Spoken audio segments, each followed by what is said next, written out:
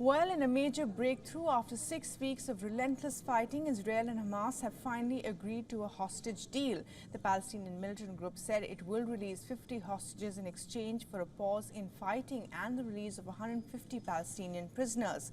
The Israeli War Cabinet approved the deal that Hamas says will take effect on Thursday at 10 a.m. local time. A 4-day pause in the fighting will facilitate the humanitarian aid to reach the besieged strip. Food, water, medicines and fuel will enter Gaza that has been reeling under acute shortages of essential supplies for weeks now. ان شاء الله التهدئه بتكون كويسه وتكون في حلول كويسه. شايف ان شاء الله احنا بنتمنى التهدئه ولا بنتمنى التهدئه وبنتمنى الناس تعيش في سلام وبنتمنى الناس تصير كويسه وبنتمنى الناس يعني ترجع لاعمالها ترجع لبيوتها يصير استقرار. Families of the hostages who had no information about their loved ones have expressed relief. On October 7th, Hamas militants took over 240 people hostage from southern Israel. They have released only 4 hostages so far. While during their ground offensive, Israeli forces managed to free 1 more hostage. The hostages who Hamas proposes to release include Israeli citizens and 40 foreign nationals from the United States, Germany, Nepal, Thailand, United Kingdom, among others. According to Israel, around 40 hostages are children, including a 10-month-old baby and preschoolers.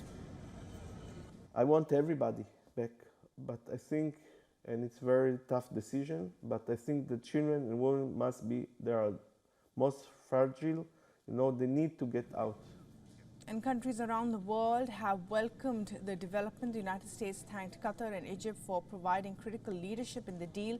President Biden called the deal extraordinarily gratifying.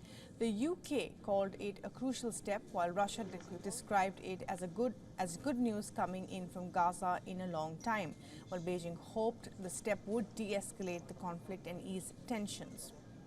本轮巴以冲突爆发以来，中方始终呼吁停火止战，为推动局势降温、保护平民、开展人道救援不懈努力。我们欢迎有关方面达成临时停火协议，希望这有利于缓解人道主义危机困境，推动冲突降级，缓和紧张局势。In addition, Germany said the breakthrough agreement must be used to bring vital aid to people in Gaza. France also welcomed the deal, saying they are working tirelessly to free all hostages. Egypt's president hailed the success of its mediation with Qatar and the United States in brokering a humanitarian truce. And our correspondent Jody Cohen has sent us this report from Israel on the latest.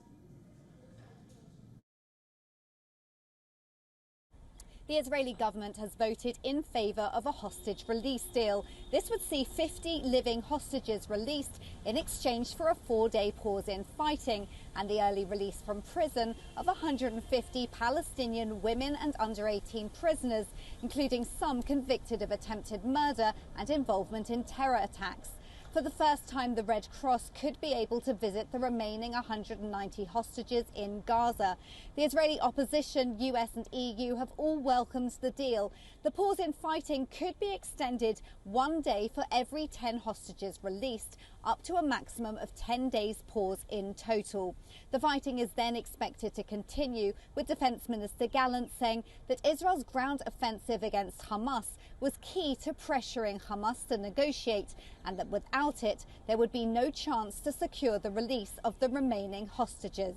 This is Jody Cohen for WION World as One.